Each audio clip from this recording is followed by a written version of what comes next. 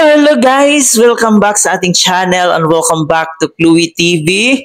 Isang mapagpalang araw po sa inyong lahat. And bago natin simulan ang ating reaction video sa araw na to, gusto ko lang magpasalamat sa ating mga solid viewers and of course sa ating mga OFW na palagi nakasuporta dito sa ating channel at dito na rin sa ating Team Kalingap. Maraming salamat po sa inyong lahat. Yung magiging reaction video natin sa araw na to, ito yung upload ni Kalingap Jomar sa pabahay niya ni Ate Nessie. So dito nga po guys, makikita natin sa video kung saan sobrang nalubog sa baha yung pabahay niya kay Ate Nessie. So ano kaya yung gagawin ni Papa Joms dito? Itutuloy pa kaya niya yung pabahay niya? Or ititigil na lang niya. So yan ay ating panonoorin guys mamaya. Dito rin po sa ating reaction video sa araw na to, bibigyan rin po natin ng kunting opinion patungkol nga po sa nangyaring live ni Kalingap David kagabi at kasama dito si Kalingap Lolo kung saan nga po ay nabash itong si Carla. Yan po ang magiging reaction video natin sa araw na to. And bago tayo magpatuloy, baka meron pa sa inyo ang hindi nakapag-subscribe dito sa ating munting channel, huwag kalimutan i-hit natin subscribe button. Isama nyo na rin po ang notification bell para every time mag-upload po tayo ng panibagong reaction video, updated po kayo.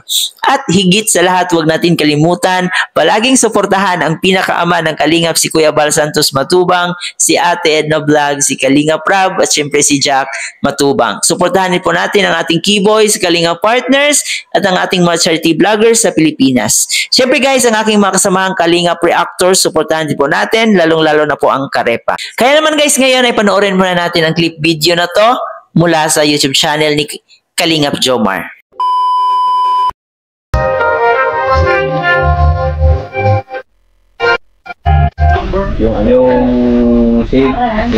yung slab lang talaga. Malaking bagay yun. Mawawala mo. Ano?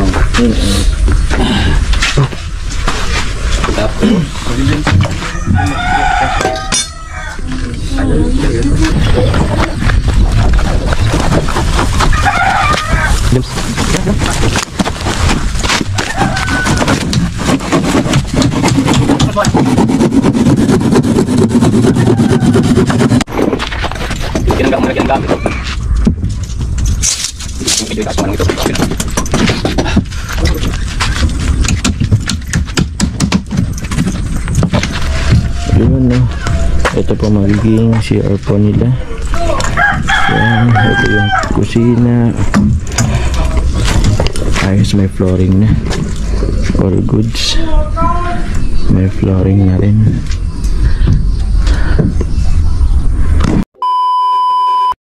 So yun na nga guys, no? Talagang nakakaawa yung kalagayan sa pabahay ni Kalingap Jomar kasi nga po lubog ito sa baha.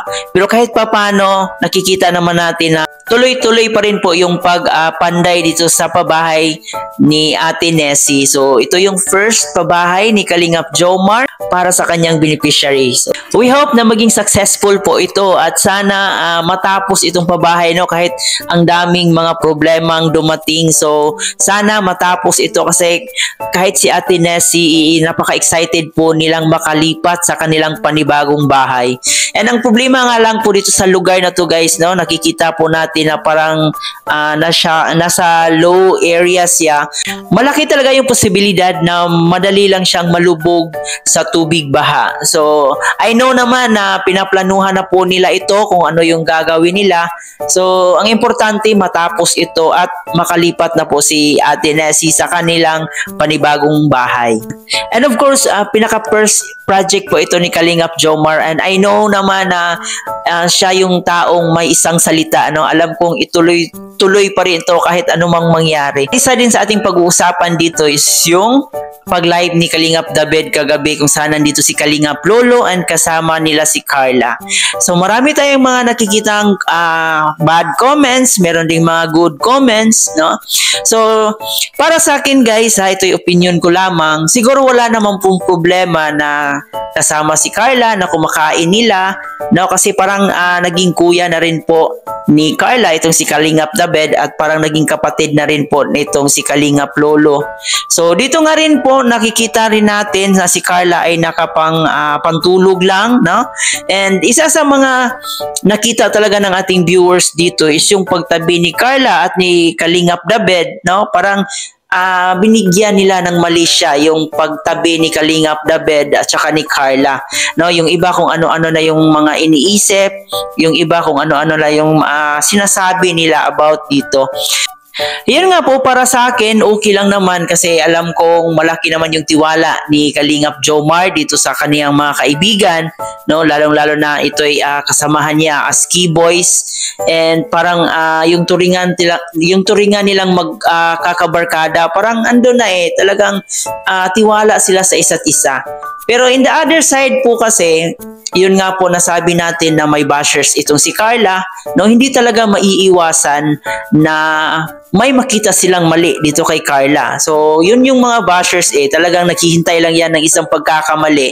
Yan ang pinakamasakit na part, na yung gusto lang ni Carla, gusto lang ni Kalingap David or yung ating key boys na samahan si Carla na mag-i-enjoy, pero iba na yung iniisip ng ating ibang supporters. Siguro isa din sa dahilan guys dito kung bakit nila niyaya si Carla, 'di ba? Alam naman natin na mas sikat si Carla. So, isa na rin po yung views, 'di ba?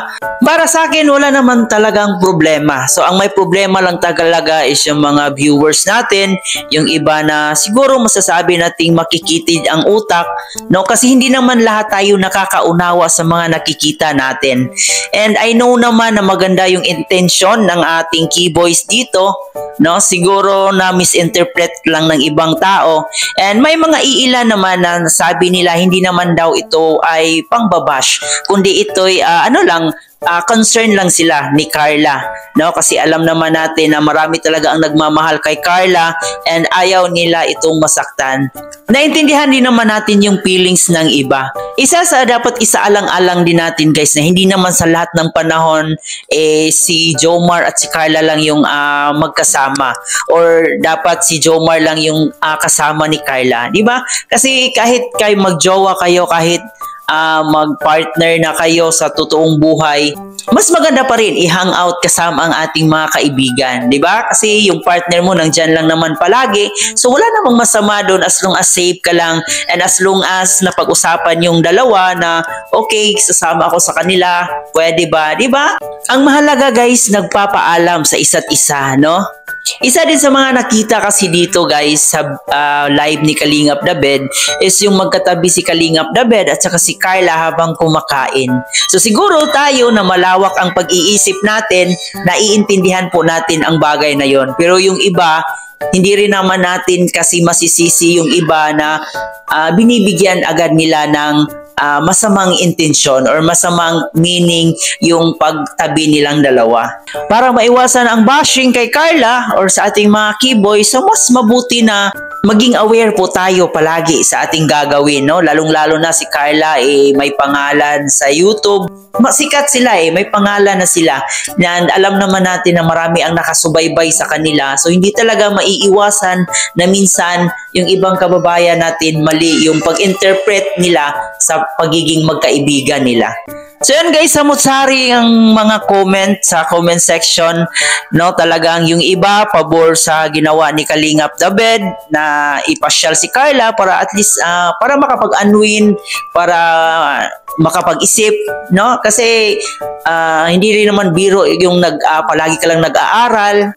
Minsan kailangan din nating samahan yung mga kaibigan natin, no? Mag-enjoy. So, yung iba nagagalit din kay Kalingap David kasi parang sinamantala daw ito ni Kalingap David. Sana sa isip po natin palagi, alam ko naman na mababait ang ating mga Jomcar fans, no? Alam ko naiintindihan niyo po na minsan kailangan din nilang mag-enjoy. Hindi lang naman puro dapat si Carla at si Jomar lang yung magkasama. Bigyan din natin ng chance si Carla na ma-enjoy kasama ang ating ibang keyboys, no? Alam naman natin na malaki yung tiwala ni Papa Joms dito kay Kalingap David or sa kanyang makasamahang keyboys, no? Hindi naman siguro ganon ka-tridor ang ating ibang keyboys. para gawin nila ito kay Papa Joms. At higit sa lahat, hindi naman siguro papayag si Papa Joms kung alam niyang hindi safe si Baby Carla niya dito sa kanyang mga kasamahan.